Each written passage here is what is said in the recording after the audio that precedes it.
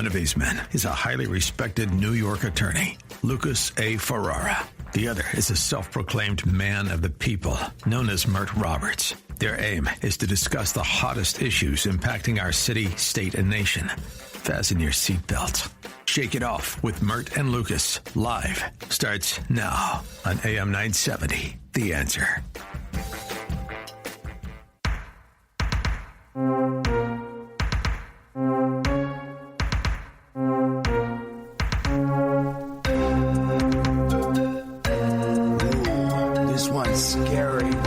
Is this called? Well, you very much would be correct in this being scary, and it's scary because I hope this is not referring to me, but interesting enough, this is called Loser by Noji Suma. I hope this is not in reference to me. But well, for the delayed music cue, yes. But it might very much be. But no, you're not a loser. But what's funny enough, that song is appropriate given what we're going to talk about this segment. Last month, 6 Democratic lawmakers released a video reminding service members of their duty to refuse illegal orders. The message was simple. Soldiers swear an oath to the Constitution, not to any individual leader, and must disobey commands that violate law or constitutional principles. Yet the fallout was anything but simple. President Trump called the video seditious, that's a quote, while legal experts countered that it was merely restating existing military law. The seditious 6, as Trump called them, were made up of the following lawmakers. Here we go, ready for the list? Senator Mark Kelly of Arizona, Representative Jason Crow of Colorado, Representative Chrissy Houlihan of Pennsylvania, Representative Maggie Goodlander of New Hampshire, Representative Chris Deluzio of Pennsylvania, and Senator Alyssa Slotkin from Michigan. The audience is not reacting favorably there. They have a very strong opinion about this. Yeah, all had military or intelligence backgrounds. Now, ready for this message, Mert? Ryan, Let's play go. the clip. Let's play the clip. Our laws are clear. You can refuse illegal orders. You can refuse illegal orders. You must refuse illegal orders. No one has to carry out orders that violate the law or our Constitution. We know this is hard and that it's a difficult time to be a public servant. But whether you're serving in the CIA, the Army, or Navy, the Air Force, your vigilance is critical. And know that we have your back. Vigilance is critical. Vigilance about what? Look, while the video was framed as a constitutional reminder rather than a partisan attack, its timing, amid heightened political tension and questions about presidential authority, ensured controversy. Many people think, Mert, it was a deliberate attack against the president. Do you agree or disagree, Mert? Well, I think all of this can be referred back to the president, but I think that what's going on here is there's this atmosphere in this country of I have to destroy the opposite party, the opposition. So this is referring to the military. So Pete Buttigieg, or however you say his name, Donald Trump, that whole administration. And this is just falling in line with that. Now, what usually happens is somebody in a powerful position will tell you to be disobedient, but they don't have to suffer the consequences that you suffer if you go against these orders, because you might be correct in going against whatever illegal order that you think you may have received. But at the end of the day, if you don't have a team behind you that's strong to stand up and fight for you, you might fall victim to an administration or a boss or whoever that's above you that thinks you're being disobedient and disloyal and not doing your job, because what you consider an illegal order, to them it might not be considered an illegal order. And that's where the lawyers get into this and we start having those debates. So I think this is related to the Trump administration, but I think it's more in line with what we see in this country more and more. It's very common now. Yeah, Go against the other side. It's a lousy maneuver, Bert. I understand that they don't like Trump, and fine, I'll give them that. And they want to destroy him and replace him and take over Congress and the Senate. I get that. But destabilize our military and ask our service members to question. Basically, the way I heard this was that you're asking service members to question orders. That's but the reason that's why not how military functions. The reason why they're safe, and this is not sedition and anti-America. The reason why they're safe is because they're telling you to do something that you should do. But if they're doing it for the wrong spirit, then that's another thing. But I don't think you can, prosecute the spirit of what they're saying if they're saying something that is actually allowed. You're allowed to do what they told anybody to do. In a situation where you have a supervisor or somebody in the military superior who's telling you to do something illegal, you have the right to not do such illegal activity. The underpinnings. It was what was not said that spoke to me. And that's stronger. why I can play stupid. See, I can play stupid if you're going to say that. I don't know what you're talking about. I was just giving the truth. Not what was said. It was not. It was what not was. What was not said, I thought, was more potent. In other words, things are bad, is what they were communicating.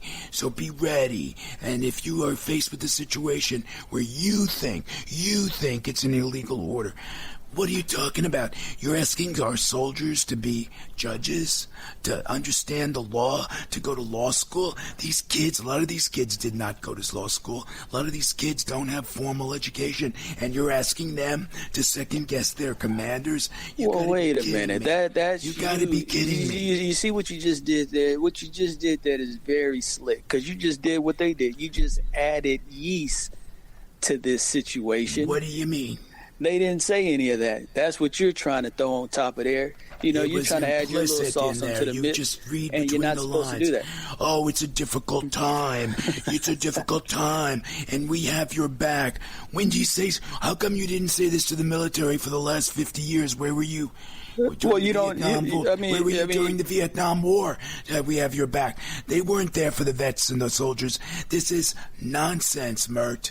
Well, there's a chance that they could say, I've always had this stance. I've always said that if something's illegal going on, you should always stand up for truth and honesty. Of course, see, you're playing around with semantics, and as a powerful attorney yourself, you should know the danger in doing that. Communicating something that was very dangerous. Now, Trump denounced the video as seditious behavior, punishable by death.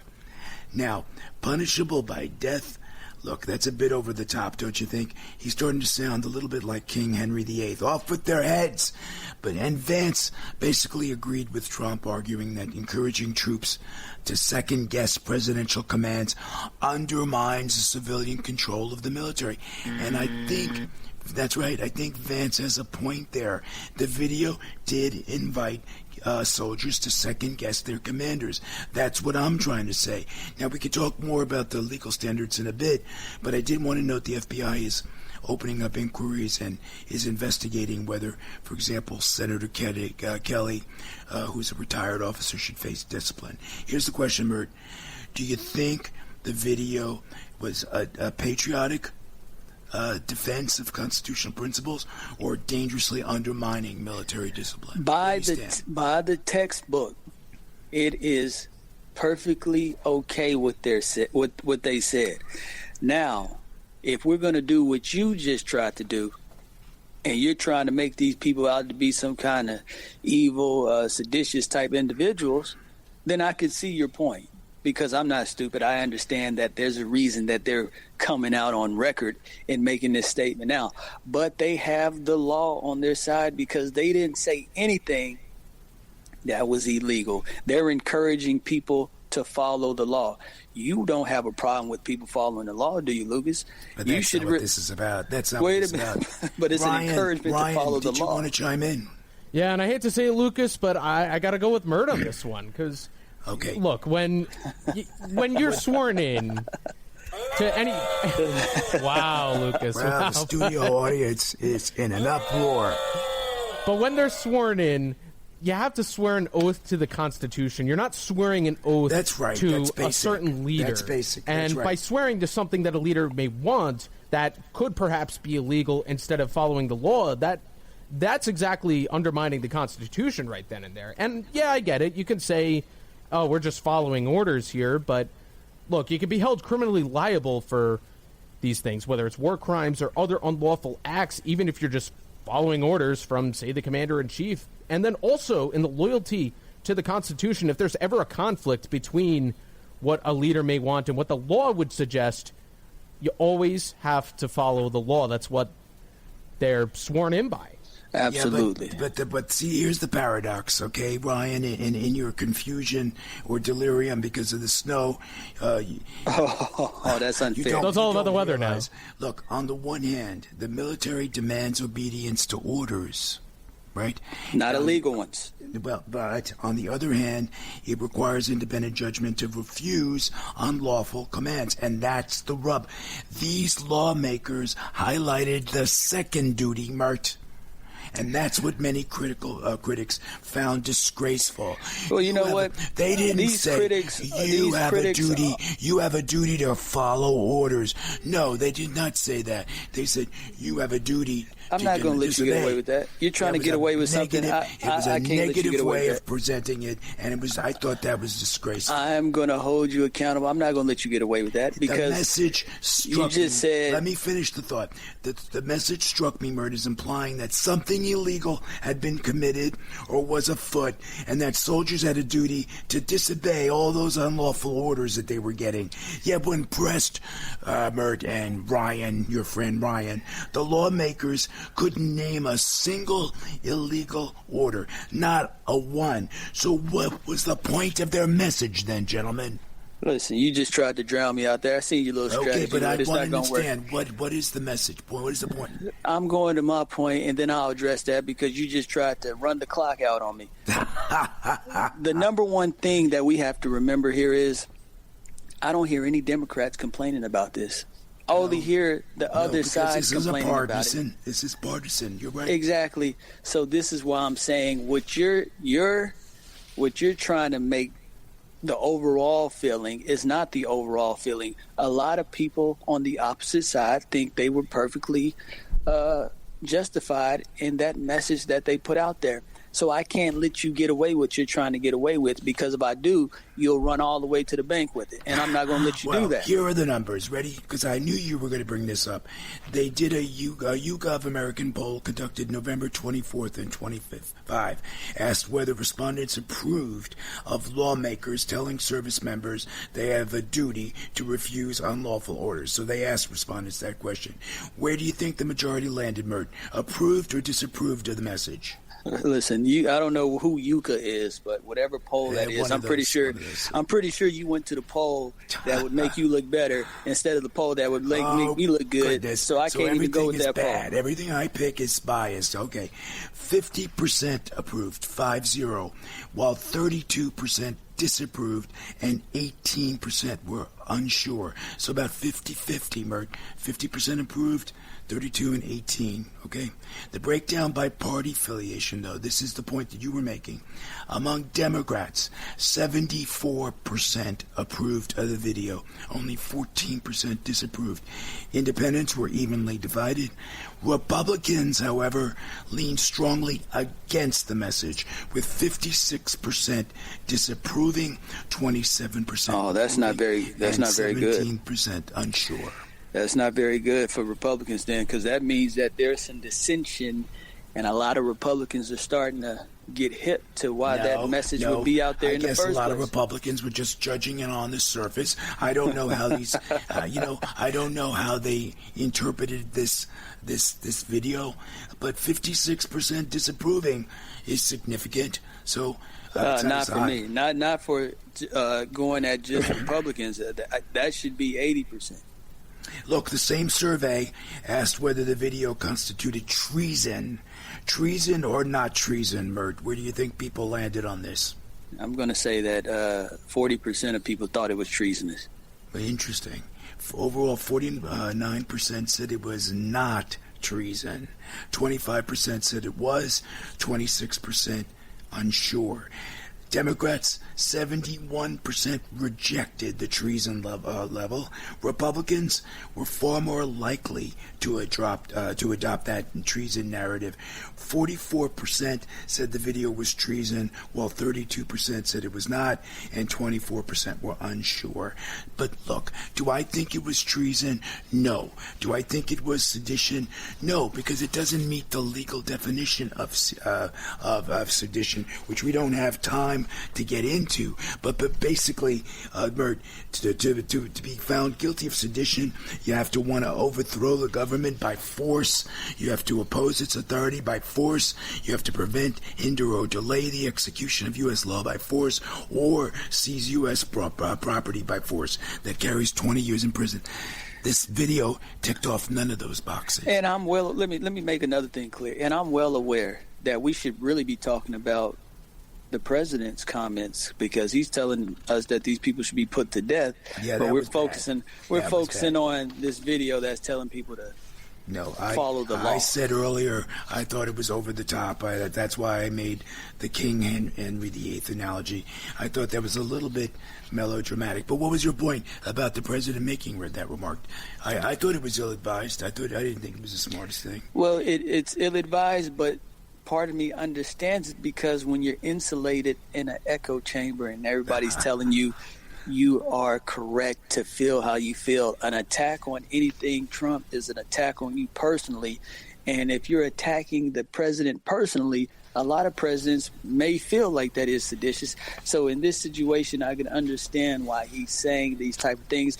That's why it's up to the people around him to check the power that a man has, because that's all he is at the end of the day, is a man. And I can't get mad at a man for getting upset at how people are coming at his administration, because it's happening on a daily basis. So it's very understandable to somebody like me who sees beyond what most people see. So I see beyond. But critics see sedition, supporters see fidelity, yet the greatest danger, in my view, is the politicization of the military, that we should never do. When partisan battles seep into the change of command, when soldiers are asked to weigh loyalty to a party against loyalty to law, the very spine of our republic begins to crack. Armies built on partisan obedience are the hallmark of failed states, not democracies. The American military has endured because it has stood above politics, bound only to the Constitution. To drag it into the partisan arena, which is what these folks did, is to gamble with our nation's survival. If we allow politics to weaponize obedience, then the rifles of our soldiers will no longer defend the people. They will defend the powerful. And in that moment, the line between democracy and dictatorship will vanish. And you know what won't vanish so fast? How about this show? Shake It Off with Mert and Lucas Live. This is Lucas Farrar with me in the studio. You heard from the great, the one and only, the Mertinator, Mert Roberts. Working the board is Ryan Pagano, who has critically acclaimed podcasts. He has one. It's called Pags' Perspective. Please check it out. And during the break, he told me he's changing the name to Pagano's Rituals. I'm actually changing that to Two Legs Up. Actually, Two Legs Up with Ryan Pagano. Special thanks to Ashley Ferrante in control. When we come back, we'll be joined by Darin Kinder. He's a Medal of Valor recipient and retired U.S. Secret Service special agent who survived the 9/11 attacks and spent 25 years protecting U.S. presidents and American interests worldwide. His book, we're going to talk to him about it, Bury Me in a Dirty Suit. It's about 9/11 and his survival. Me, Mert, Ryan, Darin Kinder, all of us at AM 970 will return after these quick messages. Having survived 9/11 and 25 years of danger, Darin Kinder always comes back. The question is whether the rest of us do.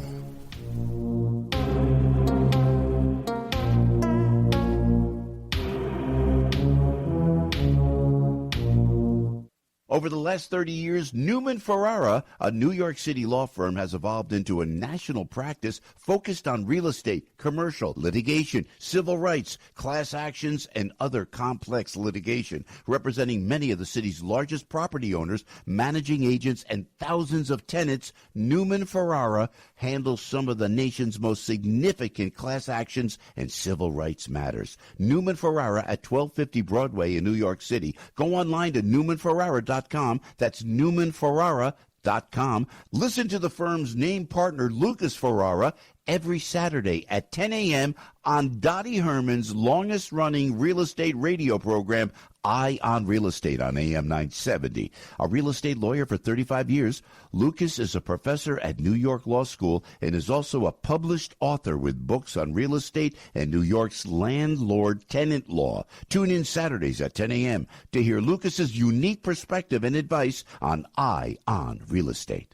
As most of you know, the ACA Marketplace has announced big rate increases for health insurance for 2026 with deductibles over $10,000. You can enroll in one of our copay plans by calling me, Doug Moore, at 800-488-4939. Sign-ups for these plans are year-round. Our copay plans have broad networks, and everything goes to a copay once you've met your deductible. Deductibles range from $500 to $1,500 a year, not $10,000 like the Marketplace. These plans offer group coverage at the individual rate. Typically, they're 40 to 60% less than most Obamacare plans. Also, the IRS is not involved, so there's no tax penalties come tax time. So if you pay for your own health insurance, you're uninsured on COBRA, or if your coverage is just too expensive, call me, Doug Moore, at 800-488-4939. That's 800-488-4939, or go to yourchoicehealthplan.net to request a quote by me, not the government. This past year has been one of the hardest in MyPillow's history. It's because of you that they are making it through. They want to thank you for your continued support by passing on some Christmas specials to our listeners. Get the Children's Bible Story Pillow 5-pack for $29.98. My Slippers with a free bottle of leather protected spray for $39.98. Blankets, comforters, duvets for as low as $25, and a blowout sale on the standard MyPillow for just $14.98. So go to MyPillow.com or call 800-651-0798 and use the promo code Joe P to take advantage of these wholesale prices,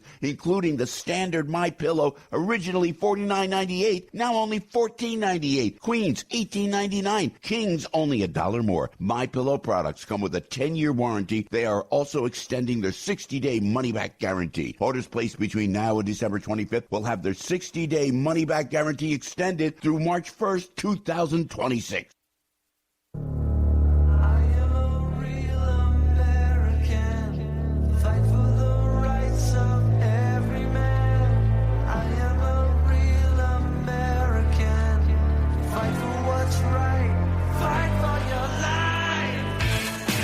Welcome back to Shake It Off with Mert and Lucas, live on AM 970, The Answer.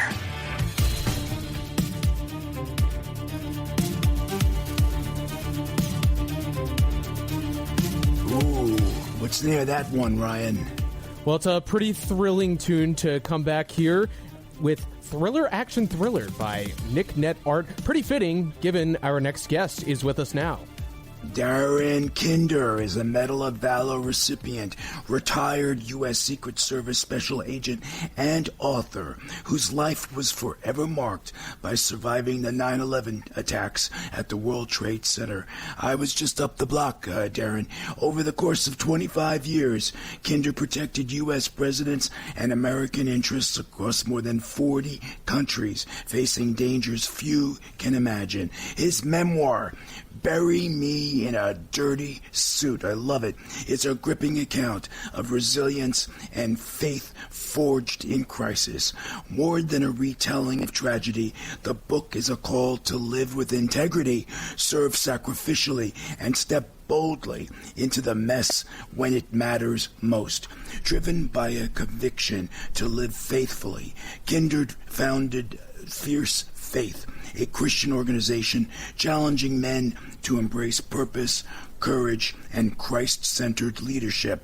Today, he's a sought-after speaker and a frequent podcast guest, inspiring audiences with his message of redemptive teamwork and valiant purpose. He lives in Dallas-Fort Worth, which is a great area, with his wife Heather, where together they're raising their 4 sons to lead with strength and grace. Welcome to the program, Darin. Oh, I'm excited to be here. Thank you for having me on. First of all, thank you for your service. We truly appreciate it. 25 years, long time, my friend. Can you take us back to the morning of September 11, 2001? What do you remember most vividly? And I'm sorry to drag you back, but it's in your book, so it's a fair game. Right, sure. I mean, the book is there to be part of it. The reason the book is out there now is to be part of the history of that day. A moment, Lucas, that binds us all together as a nation. You could tell me, I have no doubt, exactly where you were and what you were doing on that day. And so I was in 7 World Trade Center. That was where our office was. I was a young Secret Service agent, and that's where the day started with an evacuation and smoke billowing from the north side of the North Tower, which is the side I was on, and then that's when the day just kept going from bad to worse, honestly, as we chose, me and my fellow Secret Service comrades, we chose to enter in and to bring some light into the darkness and start working and bringing some good to a really hard time. Wow. And the book, Bury Me in a Dirty Suit, that is directly correlated to your 9/11 experience. Can you tell us a little bit about the book title and why you chose that title? Sure. At the my Secret Service brothers and I, we helped people evacuate. We carried wounded victims. We treated the wounded. We carried bodies. We even commandeered a fire truck that wasn't being used and started putting out fires. It was an all-hands-on-deck situation. But at the end of the day, when about 3 or so in the afternoon, when we finally left the area and all rallied up together, I tell the story in my book. It was so stark. There was a contrast. It was myself and all the guys I was with, and our suits, we're all wearing suits that day. We're just, in tatters, and we were beaten and bloodied and haggard. And but there was, as we rendezvoused with everyone else, there was another group of people that, that they were there, and they were different. Their suits were clean. Their shoes were shiny. Their hair was perfect. And it just, I don't say that to disparage anyone. I just say that to use that as an illustration today when I in my book and when I speak in front of groups is, I don't know when I'm going to punch out of this world, Lucas, but I said I want to be buried in a dirty suit. I want to spend the rest of my days on this earth. I don't know how long that is. I want to spend the rest of my days getting my suit dirty for a mission that's greater than myself. And so that's where the title was born. Now, my friend, I'm sorry if I'm asking personal questions, but are you a 9/11 survivor? Did you suffer from any physical ailments as a result of your service? I think that's a fair question. No, I have been spared of that, despite being there that day and on September 14th being there with President Bush as well, and then in the weeks afterwards helping at the site. I've been spared any physical ailments, and of course I had my own things to deal with afterwards, but I really didn't even. I wouldn't say I suffered PTS, but it was a hard time for everyone. Well, you know what? You are certainly blessed, Darin, because many people, firefighters, police officers, many people at the scene have suffered from terrible diseases and complications associated with their service. So consider, blessed you are, and I can understand why you feel God's presence in that chaos. Can you describe that, by the way, because you say you felt God's presence, but what did you mean? What do you mean by that? Because the world is falling apart, my friend. I did, right. I did. As I was about 70 to 80 yards from the base of Tower 2, the first tower that collapsed, when it started to come down. And as I write in the book, I was about to climb under a fire truck to get cover, and I decided not to at the last second. And then I was about to, a few strides later, I was about to get under a pickup truck for some cover, and I felt compelled to keep running, and seconds later I was overtaken by falling debris and the smoke and the debris cloud, and fast forwarding into the story, I should have died then and there, but fast forwarding into the story as I returned to the site with some of my Secret Service brothers, we were about to start putting out all these fires, and I looked across the intersection, and I saw the fire truck that I was going to get under, and it was completely obliterated. There were beams on it. It was flattened to the ground, and I looked for that pickup truck that I was going to get under, and I couldn't even find it. There was so much destruction. And it says, and I just took a knee in that intersection, and it's as if I didn't hear an audible voice. I'm a man of faith. But I did feel the presence of God, and I felt God, affirm to me that I am with you, like I am guiding your steps, and that's given the rest of my days, the rest of my life, a greater sense of mission, of meaning, of purpose. That I was spared. Nearly 3,000 people were not, and I don't understand why, but I was spared, and it must be for a purpose, for a reason, and I'm going to spend the rest of my days getting after it. At what moment did you realize your life would never be the same?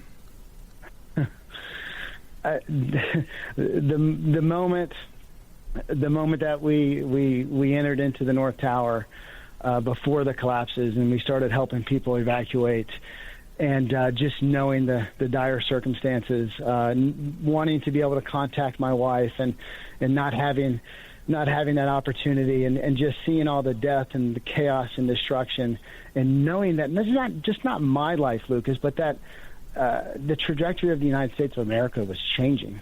I didn't have a sense of that in that moment, but just even in that evening of September 11th, we all knew that things were never going to be the same, and that's proven true as we've developed and grown over the last 24 years.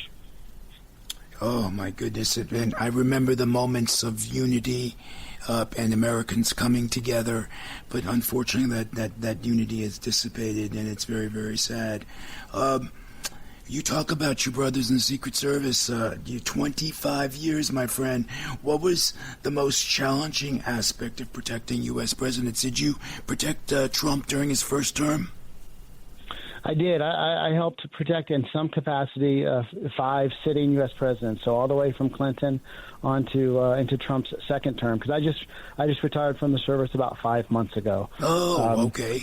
Right. And I'm going to put you in an awkward spot. 5 presidents. Which one was your favorite? Come You're on. going to make me say that, huh? Oh, yes. Come on. I'll say this. It may be the last, and I still have hope. I'm an optimist, Lucas. It may be the last apolitical organization within the U.S. government. They drill that into you from the first day you're on the job, that you protect the office of the presidency, not necessarily the person, regardless of who's there.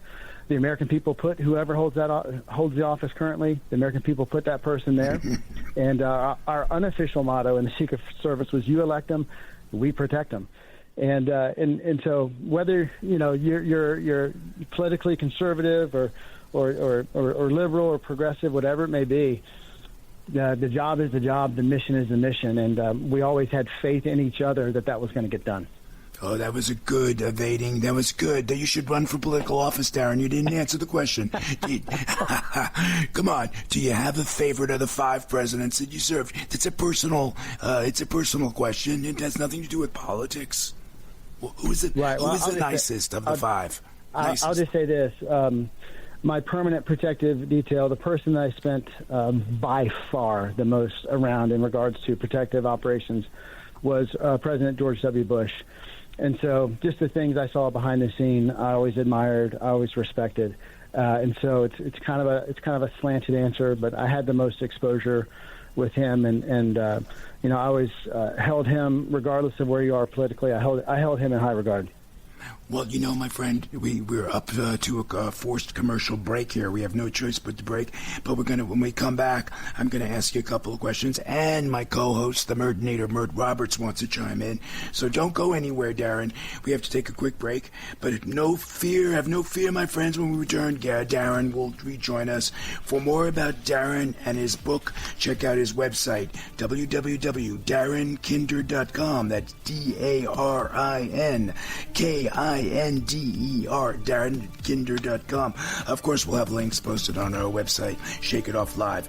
Mert, Ryan, Darin, and I certainly hope you'll stay right where you are. Trust me, when a man who's walked through fire says there's more to the story, you just have to stay tuned.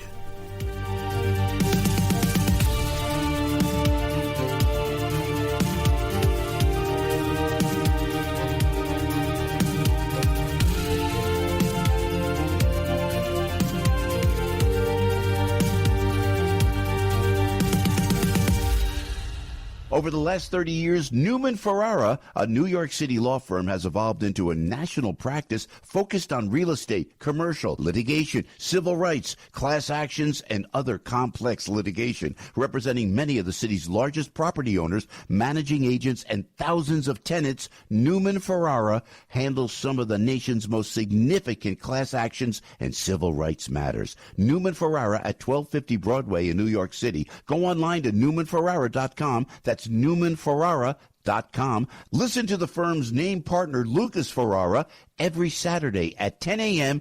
on Dottie Herman's longest-running real estate radio program, Eye on Real Estate, on AM 970. A real estate lawyer for 35 years, Lucas is a professor at New York Law School and is also a published author with books on real estate and New York's landlord-tenant law. Tune in Saturdays at 10 a.m. to hear Lucas's unique perspective and advice on Eye on Real Estate. Unity Bank is dedicated to community-oriented banking and offers a full range of services, including business and personal accounts, business loans, and mortgages. Unity has locations throughout New Jersey and in Lehigh Valley, Pennsylvania, expanding its footprint to 21 retail locations. If you're a small business owner, you know how frustrating it is to be a nobody at the big banks. You should be banking at a community bank like Unity. You can have a personal relationship with the president and CEO, my good friend Jim Hughes. Jim asks that you call him directly at 908-713-4306. 908-713-4306. Or send an email to james.hughes, Hughes, at unitybank.com, and Jim will get right back to you. You can't get this type of service at the big banks. Visit unitybank.com. FDIC insured, equal opportunity employer, and equal housing lender. Unity Bank, growing with you.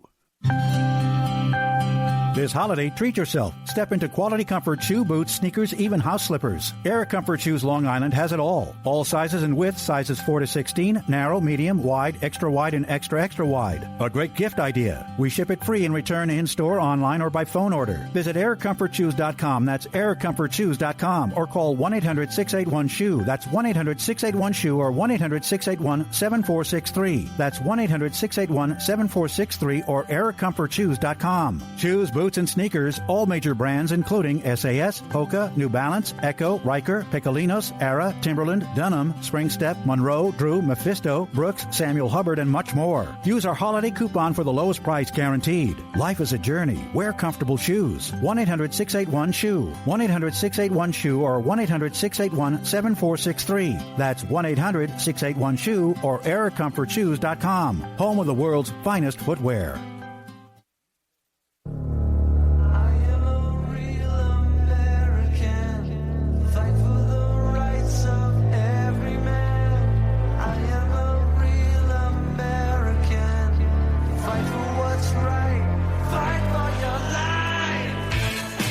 Welcome back to Shake It Off with Mert and Lucas, live on AM 970, The Answer.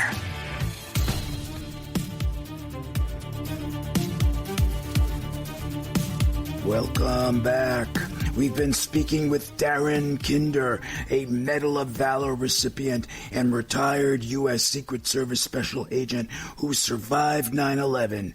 His memoir, Bury Me in a Dirty Suit, chronicles that journey of resilience and faith while challenging audiences to live with courage, integrity, and Christ-centered purpose. You'll find his book on Amazon, wherever books are sold. And for more about Darin and his book, check out his website. I love it.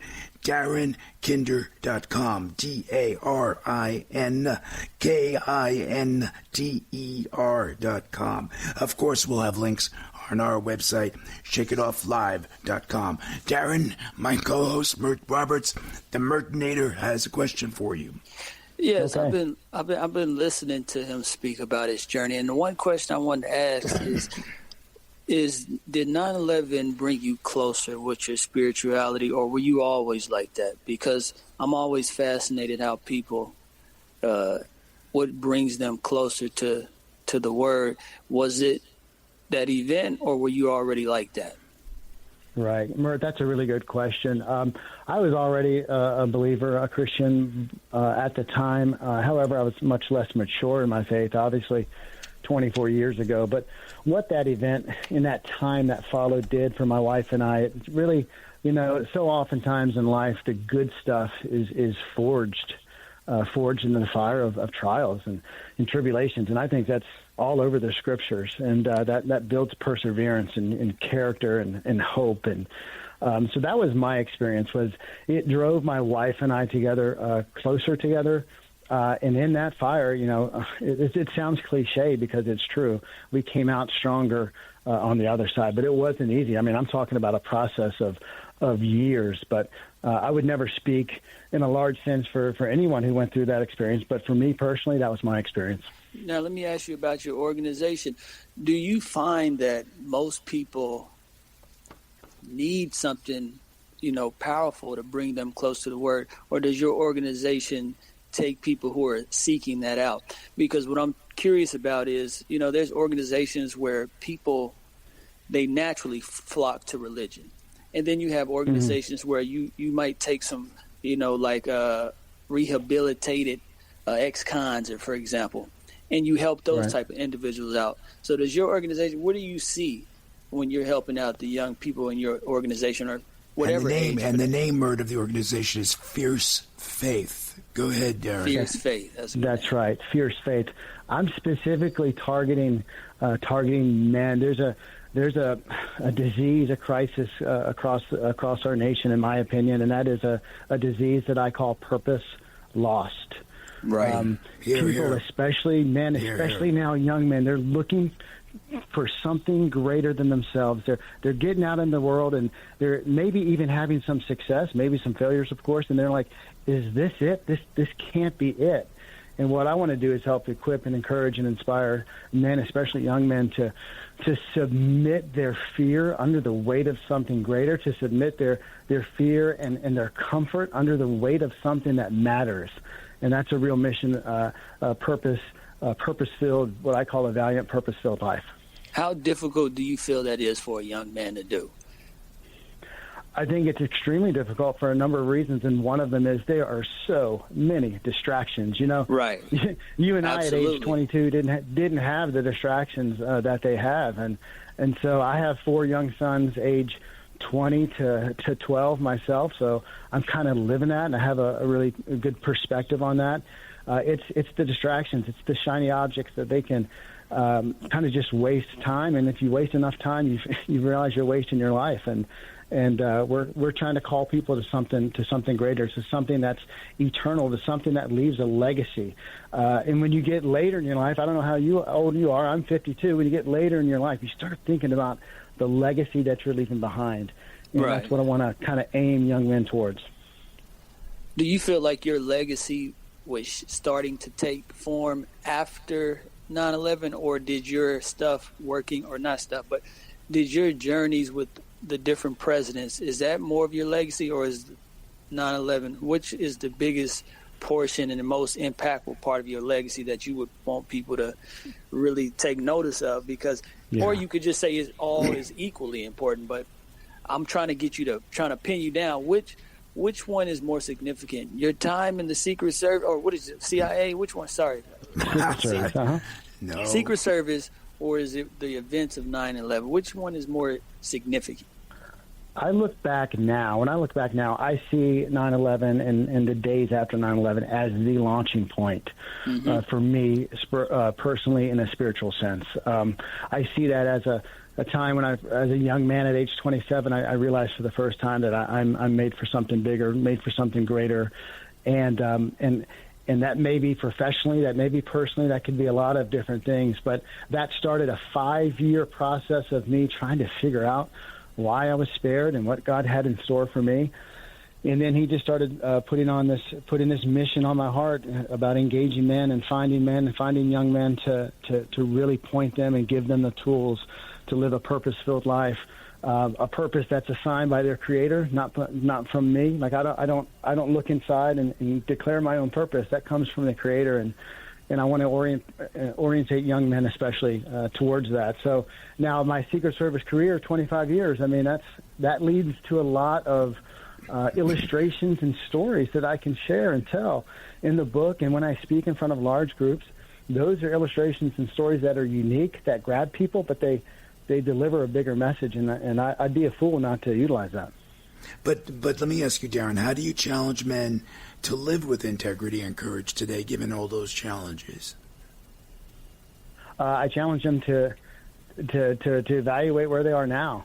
There's a lot of emptiness. There's a lot of lostness. There's a lot of just living in an online world. There's a lot less interaction, and we're as a nation, we're wealthy, we're healthy, we're on the surface prosperous, but so many of us, especially the younger generations, are dealing with depression, anxiety, all of these things, and there's just an emptiness there. There's a hollowness there, and I think it's because there's a lack of genuine faith, and I would love to play some small part in some kind of spiritual renewal that gets especially men. And this book is all about discovering your purpose, your God-given purpose, what that is, and equipping you to spend the rest of your days getting after it.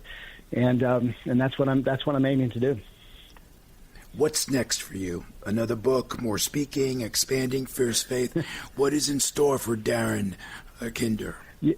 I want to make as much noise as possible because I really believe in the message of what I do when I speak and keynote addresses and so forth, and other gatherings, and also the message of the book. I want to make as much noise as possible so people will grab that. And what's next for me is growth. I have some ideas for expansion of my organization, Fierce Faith, in the next year or two. But for 2026, I'm trying to get the word out, and I have the message. I have the platforms, and now it's just a matter of spreading it out and really laying it out there and exposing myself and being honest, being vulnerable, talking about my failures and my successes, and just being genuine. I think there's enough fake stuff out there to get clicks.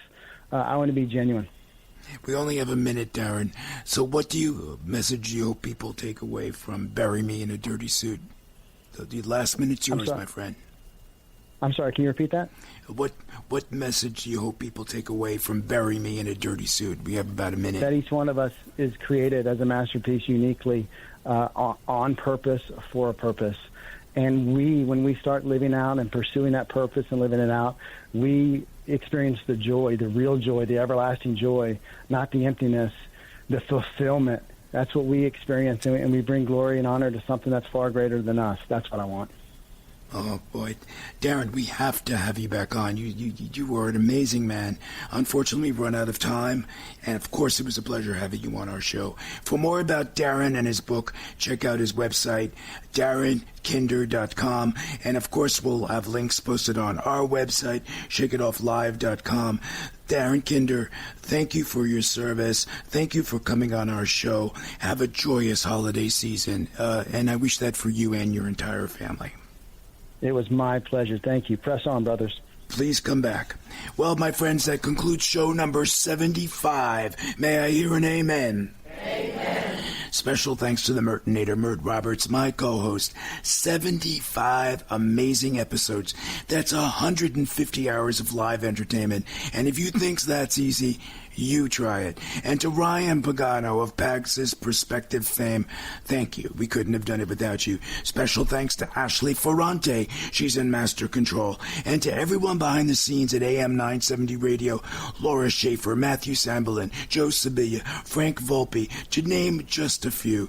We couldn't do it without you. We love you. Before we go, I'd like to remind everyone to check out my movies, but please be on the lookout for my latest feature film, Manor of Darkness. Darkness. It's a horror that's sure to knock your socks off. It's streaming on Amazon, Google Play, and YouTube Movies. And I've got a bunch of other movies you can check out. But before you go, next up is one of my favorite shows on AM 970, Culinary Confidential, starring Christina Cates. She's always got great guests, so please stay tuned. She'll be up right after us. I love her show, and each week she's getting thousands and thousands of more viewers and listeners. I hate her, so stay tuned. Join us next week. We'll have more controversial topics, more special guests just for you. Same time, same place. Ciao, ciao.